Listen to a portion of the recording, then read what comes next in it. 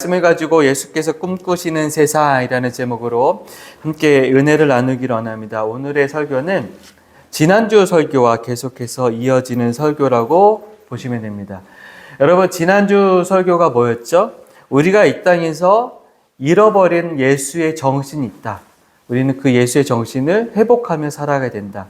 또 하나, 우리가 예수님을 앞세워서 부하기를 원하고 잘되기를 원하는 것을 포기하자라는 거예요. 오히려 예수의 십자가를 지고 이 땅에서 고난당하고 어려움당하는 것을 당연시 여겨보자라는 것이죠. 왜 그렇게 우리가 당연시 세상이 여기는 것을 포기하고 오히려 역으로 고난받고 어려움받고 힘들어지는 삶을 당연시 여기자라고 얘기했을까요? 그것은 이 세상에서 이미 받을 보상을 다 받기보다는 하나님 나라에서 받을 위로가 더 큼을 알고 이 세상에서 다 누리지 말자라는 것이 지난주 설교였어요. 그리고 오늘의 설교는 그 설교에서 계속 이어지는 것입니다. 예수님이 제자들에게 너희가 나를 따른다고 해서 잘 될 것이 하나도 없다. 너희가 나와 함께 나의 제자가 되어서 나와 함께 이 길을 간다고 해서 너희가 부하게 되거나 사람들에게 칭찬을 받게 되거나 너의 삶은 뭔가 굉장히 좋아질 일은 하나도 없을 것이다. 그럼에도 불구하고 나를 따를 각오를 하고 이 길에 들어서는 것이다 라고 얘기하시면서 이어서 얘기하는 게 뭐냐면 참 어려운 말씀을 우리에게 확 던져주시는 거예요. 여러분, 오늘 말씀 보면 잠언 같은 말씀이지만 그러나 딜레마는 뭐죠? 이것을 실제로 내 삶에서 실천할 수 있는가라는 거예요. 누군가 나에게 내가 하지도 않은 일을 했다고 뒤집어 씌운다든가, 또는 누군가가 나의 것을 빼앗아 간다든가, 또는 누군가가 나에게 와서 아무 이유도 없이 뺨을 한다 딱 내려쳤을 때 우리가 하는 본능적인 반응은 뭐죠? 내가 당한 만큼 되돌려 주는 거라는 거죠. 저는 오늘 설교를 준비하면서 두 가지가 생각이 나서, 첫 번째는 저의 이야기고 또 하나는 제가 함께 살겠던 그 청년의 이야기예요. 저희 이야기를 먼저 들려드리면, 제가 중학교 때 학교를 딱 들어갔는데 반에서 시비가 걸렸어요. 근데 제가 잘못한 게 하나도 없어요. 근데 원래 중학생들은 남자들끼리 있는 사회에서는 약간 제가 볼 때는 야만의 시대인데 뭔가 정글 같아요. 한번 툭툭 쳐봐가지고 자기보다 약한 존재다라고 하면 어떤 상대로 삼을까요? 내가 충분히 괴롭혀도 되는 존재로 삼는 거예요. 그래서 중학교 딱 들어가니까 제가 싸움을 잘하는지 못하는지를 하는 그런 난투극이 있는 것 같아요. 근데 제가 중학교에 들어가고 한 2학년쯤 되는 일이었는데 우연찮게 싸움이 붙었어요. 그래서 저도 충분히 싸울 수 있을 것 같고 충분히 때려서 이길 수 있는 상대였어요. 그런데 문득 하필이면 그날 예수님의 이 말씀이 떠오른 거예요. 오른밤을 맞으며 왼밤도 되라. 그리고 너를 미워하는 자에게 축복하라는 말씀이 중학교 2학년 때 왜 그 말씀이 떠올랐는지 몰라요. 그래서 그냥 맞아줬어요. 그냥 계속해서 때리는 대로 맞았어요. 그랬더니 애들이 하는 말이 뭐냐면 쟤 싸움 못하는 애인가 보다. 근데 제 마음속에는 지금이라도 의자를 집어 던져야 되나, 지금이라도 소리를 치면서 얘를 내가 깔아뭉개서 정말 본때를 보여줘야 되나 하는 생각이 막 올랐는데 계속 그 예수님의 이 말씀이 생각이 났어요. 그리고 싸움이 어떻게 끝난지는 모르겠는데 갑자기 담임 선생님이 딱 등장하셨어요. 아마 누군가가 가서 얘기했던 것 같아요. 그때 저는 지금도 기억나요. 담임 선생님이 저한테 했던 첫 말이 뭐냐면, 야, 너는 주먹이 없어 뭐가 없어 왜 바보같이 맞기만 해. 그때 제가 뭐라고 했을까요? 선생님, 전 나중에 목사가 되고 싶어요. 그런데 예수님은 오른밤을 맞으면 왼밤도 내밀라 하셨어요.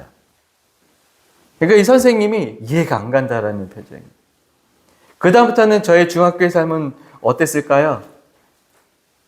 뭐 힘들진 않았어요. 다행히 제 사촌 형이 중고등학교가 같이 있는 학교였는데 고등학교에 태권도부라는 소문이 돌면서 쟤는 건들면 안 되는구나. 근데 여러분, 예수님의 말씀대로 내가 정말 살아가기 시작하게 한다면 우리는 너무 억울한 일이 너무 많을 것 같아요. 제가 중학교 2학년 때 얘기를 지금 넘어서 얘기하는 게 뭘까요? 아직도 어쩌면 제 마음에 그 순간이 억울한 거예요. 내가 그때 진짜 속 시원하게 주어 팼었어야 되는데 이런 생각이 드는 거죠. 또 하나, 제가 교육했던 청년이 저한테 와서 이렇게 얘기해요. 목사님, 저 회사에서 호구가 된 것 같아요. 호구가 뭘까요? 어수룩하여 남에게 이용당하기 쉽거나 사기를 당하는 등 손해를 잘 보는 순진한 사람. 이게 호구잖아요. 그래서 제가 물어봤어요. 왜 회사에서 호구가 된 것 같아? 이 친구가 하는 뭐냐면 정말 예수님의 마음을 가지고 사람들에게 최대한 친절을 베풀면서 살려고 애썼다는 거예요. 그러다 보니까 사람들이 어느새 자기를 가볍게 대하기 시작한다는 거죠. 또 하나, 누구도 치우지 않은 쓰레기가 있으면 내가 먼저 치웠고 남들이 하기 꺼려하는 일이 있으면 내가 하고 자기가 야근도 대신 서주고 막 이랬다라는 거예요. 그러니까 사람들이 자기를 점점 이용하는 것 같고 자신은 회사에서 아주 대표적인 호구가 된 것 같습니다. 라는 이야기를 하는 거예요. 여러분, 그러면서 그 친구가 하는 말이 목사님, 저는 이제 호구가 되고 싶지도 않고 남들처럼 적당히 일하고 사람들과 거리를 두면서 하고 싶어요. 저는 예수님의 말씀대로 살아가기가 너무 어렵습니다. 만약에 여러분이 중학교 2학년에 저를 만났다고 생각하시면 저에게 무슨 얘기를 어떻게 해주고 싶으신가요? 야, 너도 한번 휘둘러야지 라고 얘기하실까요? 또는 여러분이 인생의 선배로서 나는 회사에서 점점 호구가 되는 것 같아요 라는 그렇게 말하는 청년에게 여러분이 과연 어떤 말을 해줄 수 있을까라는 거예요. 오늘 우리가 함께 읽은 이 본문, 원수를 사랑하라고 하시는 이 말씀, 너의 뺨을 친 자를 용서하라는 이 말씀, 심지어는 너의 속옷을 가지고 간 사람에게 겉옷까지라도 주라고 하는 이 말씀은 정말 낭만적인 이야기는 아니에요. 너무 힘든 이야기죠. 더욱이나 우리가 하나의 문화적 배경을 보면 뺨을 때린다는 것은 단순히 뺨을 때리는 게 아니고요. 이것은 모욕적인 일을 하는 거예요. 지금도 우리나라도 그렇잖아요. 지금도 누군가가 뺨을 때리는 거는 진짜 내가 누군가에게 뺨 맞는 건 어떤 일인가요? 정말 모욕스러운 일이에요. 근데 이 당시에는 더 그랬어요. 뺨을 맞는다는 건 모욕스러운 일이고 또 하나 누구만 뺨을 때릴 수 있냐면 주인이 노예한테만 할 수 있는 게 뺨을 때리는 거예요. 즉 내가 누군가 뺨을 때린다는 건 내가 너보다 더 높은 사람이야라는 걸 확 드러내는 거거든요. 근데 내가 누군가의 뺨을 맞았는데 예, 저는 당신에게 이쪽 뺨도 맞을 만한 사람입니다 하고 뺨을 내는 건 미친 짓이에요. 또 하나 속옷을 빼앗아 간다는 것은 다른 거 그냥 속옷 빼앗아 가는 게 아니라 속옷이라는 것은 그 사람이 가지고 있는 마지막인 거예요. 그 마지막까지 뺏어 가는 사람은 정말 악랄한 사람이죠. 근데 그 악랄한 사람에게 자기 겉옷까지도 내어준다는 것은 과연 이게 맞는 말인가? 저는 오늘 말씀을 묵상하면서 이런 질문을 해봤어요. 이거는 범죄를 조장하자는 얘기인가? 그렇지 않아요? 속옷을 빼앗아 가는 사람한테는 어떻게 돼요? 당장 법정에 세우고 그 사람을 고발해서 이 사람이 다시는 그런 짓 못하게 하는 게 맞잖아요. 근데 겉옷을 준다? 이것은 범죄를 조장하는 얘기인가? 라는 거예요. 현실과 맞지 않는 예수님의 이 이야기. 그래서 많은 사람들이 이 본문 앞에서 멈췄어요. 이 본문을 어떻게 우리가 이해하고 받아들여야 되는가? 그래서 두 가지 결론이에요. 하나는 이 본문은 모든 사람에게 하셨던 이야기가 아니라 12명의 그 제자들에게만 하셨던 국한된 이야기일 것이다. 그러니까 너희가 내 제자로서 살아간다고 하면 앞으로 모욕당할 것이고 뺨을 맞을 것이고 너희들의 모든 것을 강탈당할 것인데 그렇게 빼앗김을 당하고 강탈당하고 모욕당한다 할지라도 원수 맺지 마라. 그 앞전에 얘기했잖아요. 부하지도 마라. 가난을 취해라. 그리고 칭찬받지도 마라. 그거 오늘 본문에 대입하면 딱 맞거든요. 걷어 주고 속옷 빼앗기면 가난해지잖아요. 그리고 뺨 맞으면 어떻게 돼? 모욕당하는 거잖아요. 그랬다고 해서 복수심을 갖고 덤비지 마라. 너희들은 하지 말라는 게 예수님의 뜻이 아니었느냐라는 거예요. 그런데 또 한 분류가 있어요. 아니다. 이 말씀은 제자들이 한 말씀이 아니라 우리 예수 믿는 사람들이라면 마땅히 이러한 정신을 가지고 살아야 한다라고 가르쳐 주신 것이다. 그래서 그것을 실천하는 사람들이 있었어요. 바로 뭐냐면 제세례파라고 하는 사람들이에요. 처음 들어보시죠? 제세례파. 제세례파는 뭐냐면 세례를 다시 받기를 원하는 사람들의 운동이에요. 유럽 사회에서 이 태어나자마자 세례를 받는 것이 당연했어요. 아기가 태어나면 그 자리에서 바로 성당에 가서 세례를 받았거든요. 그것이 바로 시민권을 받는 거예요. 그런데 이 제세례파들은 뭐냐면 그게 과연 신앙 고백이 없는 세례가 과연 맞을까? 그래서 어릴 때 받았다 할지라도 커서 내 스스로가 신앙의 고백을 하면서 다시 세례를 받아야 된다라는 게 제세례파예요. 그런 운동이 일어났고 이 사람들은 또 하나 신앙이라는 건 교리가 아니다. 예수님의 실제적인 말씀을 내 삶에 실천하는 것이다. 그것은 무엇을 실천할 것인가? 바로 오늘 우리가 읽은 이 말씀대로 실천하는 것이 바로 예수를 따라가는 자들의 진정한 삶이다. 그것이 바로 예수의 제자도다라고 얘기하는 사람들이에요. 이 사람들을 제세례파 아나베스트라고 하는데, 아나베스트라고 하는 이 사람들의 이 여러 가지 이렇게 브런치가 됐거든요. 계속 브런치가 아니죠. 예, 계속 가지가 흘러나왔거든요. 그 중에 하나가 뭐냐면 미국의 아미시라고 하는 공동체예요. 메노나이트 운동으로 퍼졌고 메노나이트에서 또 나온 게 아미시예요. 지금도 여러분 들어보셨나요? 아미시는 지금도 자기네끼리 집단적 생활을 합니다. 그래서 미국 사람들이 이 사람들을 되게 우습게 여겼어요. 아직도 18세기, 19세기 문명을 가지고 살아가는 사람들. 이 사람들은 전기를 쓰지 않아요.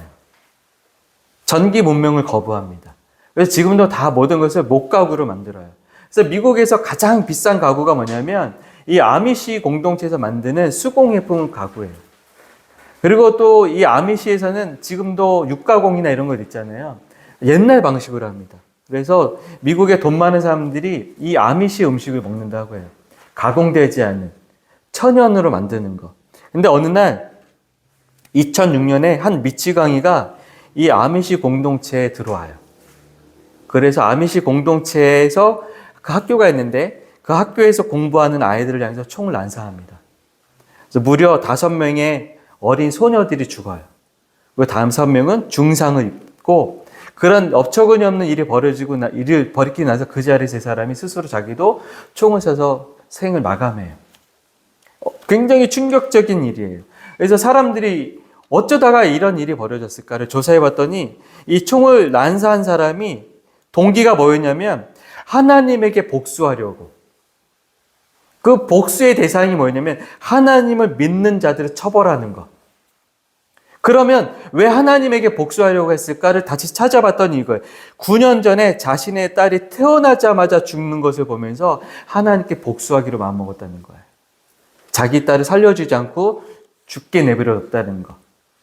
그래서 하나님에게 복수하려고 믿는 자들의 마음을 아프게 하고 상처를 주면 되겠구나 해서 총을 난사했다는 거죠. 이런 어처구니 없는 일들 속에서 그러면 우리는 어떤 일이 벌어질까요? 바로 날선 복수의 칼날을 휘둘러야 되잖아요. 근데 이 아미시 공동체가 어떤 일을 했냐면 첫 번째는 그 죽은 사람뿐만 아니라 그 죽은 사람의 가족까지도 오히려 아미시 공동체가 위로해 줬어요. 그런 아픔이 있었다는 것을 먼저 공감해주고 굉장히 그들과 함께 연대하기로 했어요. 또 하나 이들의 소식을 들은 미국의 많은 사람들이 돈을 모아서 그 위로하자고 그 죽은 소녀들의 가족들에게 주자고 했는데 그 가족들이 그 돈을 모아서 오히려 그 총을 난사한 가족들에게 주면서 당신들에도 회복이 필요하다. 이 상처에 대한 회복이 필요하다고 하는 그런 연대의 마음을 또 모금을 주었다고 해요. 그러면서 이 사람들을 아무도 고발하지 않았어요, 법정에. 그리고 용서의 메시지를 내놨어요. 그것이 미국 사회에서 굉장히 충격적이었어요. 교리보다는 예수님에 대한 철저한 복종과 실천을 강조해왔고 유무상통하는 공동생활을 통해서 비폭력 평화주의를 추구했던 이 아미시의 이 행동은 단순히 그들의 주장이 아니었고 실제적인 삶이었다는 것을 미국 사회에 드러냈고 용서라고 하는 관점에 굉장히 큰 충격을 줬어요. 그래서 그 당시 2006년 이후에 상담학자라든가 심리학자라든가 사회학자들이 이 아미시의 이 용서의 개념을 굉장히 연구를 많이 시작하기도 했다고 합니다. 과연 용서란 어떤 것인가? 여러분, 근데 제가 이렇게 예화로 드렸지만 실제로 내 삶에 그런 일이 벌어진다면 나에게도 그런 아미시와 같은 결정을 할 수 있을까에 대해서는 자신이 없는 거예요. 저 자신도 자신이 없어요. 그러면 우리는 이 본문을 어떻게 이해하고 현재 우리의 삶과 조화를 이루어야 되는 것인가? 라는 것이죠. 여러분이 생각하실 때 예수님이 왜 이렇게 현실과 동떨어진 이야기를 하실 것인가, 하셨는가? 한번 생각해 봤으면 좋겠다는 거죠.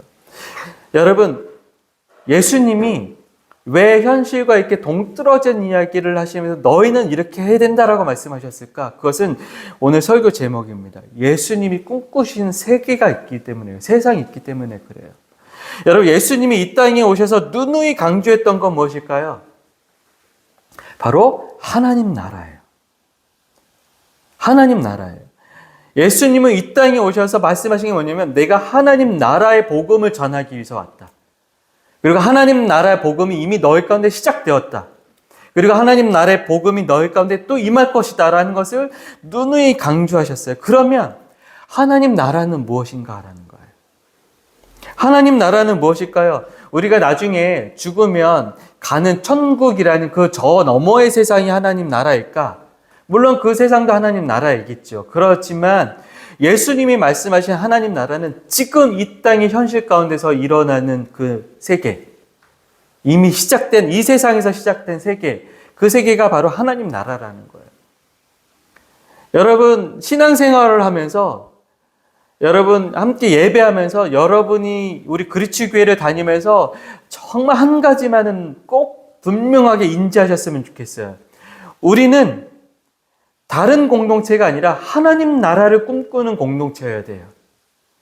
내가 여기에 예배하는 것은 내가 예수님을 믿는 사람으로서 어떤 의무로 오는 것이 아니라 내가 하나님 나라를 이루어가는 사람으로서 이곳에 오시는 거예요. 또한 우리가 하나의 몸된 공동체에 이루어간다는 것은 우리가 커서 어떤 성전을 크게 예배당을 크게 지으려고 하는 게 아니라 하나님 나라 공동체에 이미 이루어진 그 현실 가운데 살아가자고, 함께 어깨를 동무하며 살아가자고 계속 모아지는 거예요. 그래서 우리 교회의 핵심 가치는 하나님 나라여야 돼요. 그것을 잃어버리면 우리는 복음이 아닌 것을 복음으로 둔갑시켜버린 이 많은 이야기 속에 우리 또 함정에 빠지는 거예요. 그래서 교회는 분명해요. 그것이 과연 하나님 나라의 복음인가? 그 하나님 나라의 복음의 이야기와 맞는 얘기인가, 맞지 않는 얘기인가를 우리는 계속 생각해야 되는 거예요. 그런 차원에서 보면 우리는 하나님 나라가 어떤 나라인지를 좀 분명하게 알아야 돼요. 하나님 나라는 어떤 나라일까요? 잘 되는 나라? 내가 행복해지는 나라? 행복의 나라 아니라는 거예요. 여러분, 이사야서 11장 1절에서 9절의 말씀을 제가 여러분에게 좀 길지만 읽어드릴게요. 이새의 줄기에서 한 싹이 나며 그 뿌리에서 한 가지가 자라서 열매를 맺는다. 주님의 영이 그에게 내려오신다. 지혜와 총명의 영, 모략과 권능의 영, 지식과 주님을 경외하게 하는 영이 그에게 내려오시니 그는 주님을 경외하는 것을 즐거움으로 삼는다. 그는 눈에 보이는 대로만 재판하지 않으며 귀에 들리는 대로만 판결하지 않는다. 가난한 사람들을 공의로 재판하고 세상에서 억눌린 사람들을 바르게 논죄한다. 그가 하는 말은 몽둥이가 되어 잔인한 자를 치고 그가 내리는 선고는 사악한 자를 사형에 처한다. 그는 정의로 허리를 동매였고 성실로 그의 몸을 띠를 삼는다. 그때에는 이리가 어린 양과 함께 살며 표범이 새끼 염소와 함께 누우며 송아지와 새끼 사자와 살찐 짐승이 함께 풀을 뜯고 어린아이가 그것들을 이끌고 다닌다. 암소와 곰이 서로 버치대며 그것들의 새끼가 함께 놀고 사자가 소처럼 풀을 먹는다. 젖 먹는 아이가 독사의 구멍 곁에서 장난하고 젖된 아이가 살무사의 굴에 손을 넣는다.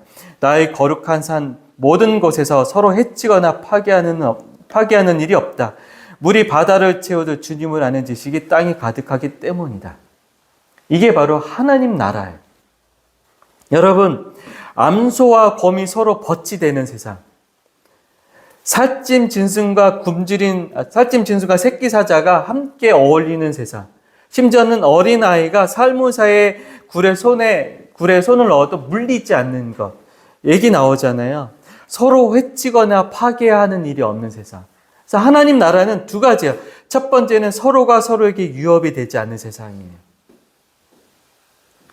서로가 서로에게 위협적인 존재가 되지 않는 세상. 다시 말하면 어떤 누구도 누구의 뺨을 때리지 않는 세상이고 어떤 누구도 누구의 속옷을 빼앗아가지 않는 세상이라는 거예요. 또한 어떤 누구도 나에게 어려움을 처해서 도움을 요청해서 돈을 꾸어가는 자에게 고리대금을 매기지 않는 세상이라는 거죠. 그게 바로 주님이 꿈꾸는 세상이에요. 두 번째, 물이 바다를 채워도 주님을 아는 지식이 땅에 가득한 세상. 다시 말하면 하나님을 경외하는 세상. 좀 더 현실적으로 말하면 하나님의 질서 안에서 사는 세상. 그것이 바로 하나님 나라라는 거예요. 교회가 많아지는 세상 아닙니다. 하나님 나라라는 게 교회가 가득가득 많아지는 세상이 아니라 하나님의 질서 안에서 사람들이 서로를 마주하면서 위협적인 존재가 아니라 평화의 사람으로 살아가는 것. 그래서 우리 교회가 항상 예배 끝나기 전에 파송의 기도하죠. 파송의 기도의 내용이 뭘까요? 내가 세상으로 이제 나아갑니다. 나아가서 내가 어떤 사람이 되겠다고 고백하고 나갈까요? 평화의 사람이 되겠습니다. 평화를 일구는 사람이 되겠습니다. 주님이 우리에게 은혜를 주시고 주님이 우리에게 원하는 것은 다른 것이 아니에요. 너희도 똑같이 듣잡이하며 살아가는 사람이 아니라 누군가 너를 듣잡이한다 할지라도 평화를 일구는 사람이 되어봐라. 그럴 때 그것이 바로 하나님 나라가 될 것이다. 라는 것이 바로 주님의 뜻이라는 거예요. 여러분 창세기 1장과 2장 한번 읽어보셨을까요? 1장과 2장에 보면 1장과 2장을 보면서 내 마음의 심상이 어떻게 됩니까? 참 보시기 아름답더라. 너무 행복한 정말 예수님 하나님의 dreams come true예요. 하나님의 꿈이 막 이루어지는 그 아름다운 창조의 세계인데 3장을 딱 넘어가면 창세기의 톤이 확 바뀌어요. 쫓겨남, 수치, 두려움. 근데 창세기 3장 이후로 요한계시록 끝까지 계속 가는 톤이 뭘까요? 두려움, 수치, 불안, 공포 이거가 계속 이어지는 세계예요. 그런 세계를 다시 원상복구시키시고자 하는 것이 하나님의 계획이었고 그 하나님의 계획을 이루시는 분이 바로 예수님이라는 거예요. 그래서 예수님은 오늘 그 관점에서 이 말씀하시는 거예요. 너희도 서로가 서로에게 유업이 되는 이런 세상을 따라서 살지 마라. 오히려 어떻게 하면 평화를 주는 존재가 될 것인지를 고민하라. 그리고 온전히 하나님을 인정하고 아는 세상이 되기를 꿈꿔라. 그래서 누군가가 힘들어하고 어려워서 돈을 꾼다면 기꺼이 내어주어라. 그래서 그 사람이 살 길을 열어주어라. 그것이 바로 주님의 말씀이에요. 그리고 그런 기나긴 이야기들의 주님의 말씀을 한 절로 요약한 게 딱 36절이에요. 같이 읽어볼까요? 36절 보겠습니다. 너희의 아버지의 자비로우신 같이 너희도 어떤 사람이 되라고요? 자비로운 사람이 되라. 자비로운 사람이 되라는 게 오늘 주님의 우리에게 주시는 꿈꾸는 세상의 핵심적인 가치관이라는 거예요. 누군가가 나의 뺨을 때릴 수 있어요. 그래서 나도 그 사람을 법정으로 세울 수 있어요. 그래서 이 사람의 잘잘못을 시비를 가릴 수도 있죠. 그러나 어떤 것을 잊지 말아야 될까요? 자비의 마음을 잊지 않는 것. 그래서 그 사람도 다시 평화의 세계 안으로 들어오게 하는 것. 마치 아미시 공동체가 자기의 자녀들을 무참히 죽인 그 가족들을 상대로 법정으로 소송해서 그 사람들을 처참하게 경제적으로 완전히 다 제로섬을 만들어버려서 엄청난 고난의 늪이 빠뜨릴 수도 있지만 그러나 그거보다 더 중요한 것은 당신들도 다시 회복해야 된다라는 그 마음이 먼저였던 것. 그것이 바로 자비의 마음이라는 거예요. 오늘 주님께서 우리에게 요구하시는 그 하나님 나라의 세상의 가치관은 바로 그런 것입니다. 또한 그런 마음을 가지고 내가 누군가에게 자비를 베풀기를 원하는 마음을 가지고 때로는 호구가 될지언정 때로는 내가 그냥 마냥 맞아줄 수밖에 없는 현실을 맞이할지라도 하나님이 주시는 유로가 있어요. 그게 바로 38절입니다. 제가 읽어드리겠습니다. 주라 그리하면 너에게 줄 것이요 거의 후회되어 누르고 흔들어 넘치도록 하여 너에게 안겨주리라. 너희가 헤아리는 그 헤아림으로 너희도 헤아림을 도로 받을 것이다. 저는 오늘 이 말씀을 쭉 묵상하면서 이 38절의 말씀이 한국교회에서 굉장히 잘못 오용됐다는 생각을 해요. 38절 주로 한국교회에서 어떻게 설교하죠? 헌금과 관련된 설교를 해요. 하나님께 많이 드리면, 하나님께 많이 이렇게 하면 주라. 그러면 너에게 주고 후히 되어 누르고 훔치더라도 하나님이 대갚아 줄 거라고 하는 그런 금전적 보상으로서의 말씀을 딱 걸기서 설교하기도 하죠. 그런데 저는 오늘 말씀을 보면서 이것을 자비라는 단어로 넣어봤어요. 우리는 무엇을 줄 수 있을까요? 돈을 주는 게 아니라 자비를 베풀라 그러면 너에게 줄 것이요. 그 후히 되어 누르고 흔들어 넘치도록 내가 너희에게 나의 자비를 안겨주리라. 너희가 헤아리는 그 헤아림으로 너희도 도로 헤아림을 받는다라는 이 말씀은 내가 하나님의 나라의 가치관을 가지고 이 땅에서 내가 최대한 자비로운 사람으로 자비를 행하기를 원하는 마음으로 평화를 일궈가는 그 사람으로 살아가고자 하는 그 애씀의 그 모든 수고와 노력을 주님이 다 기억하시고 후히 되어 넘치도록 대갚아 주신다라는 거예요. 그것이 바로 성서의 정신이 아닐까라는 거죠. 그래서 여러분, 하나님 앞에서 자비를 앞세우려고 하는 이들에게는 더 큰 자비를 경험하게 하실 것이라고 하는 이 주님의 말씀은 곧 우리에게 이미 하나님 나라 안에서 사는 자가 될 것이라는 말씀으로 우리가 받아들일 수 있다는 거죠. 저는 모쪼록 우리 그리스 교회와 또 여러분의 신앙이 자비를 잃지 않는 신앙이 되었으면 좋겠습니다. 나를 증오하고 나를 복수하는 그 사람으로부터 또는 내가 갖게 되는 그 증오와 복수의 마음으로부터 나 먼저 해방되어서 진정한 자유와 기쁨을 누리면서 하나님의 자비를 계속해서 경험해 되어가는 그 여정. 그 여정이 우리 삶에 있다고 한다면 우리는 이미 하나님 나라의 사람들입니다. 그런 은혜가 우리 모두에게 있기를 간절히 소망합니다.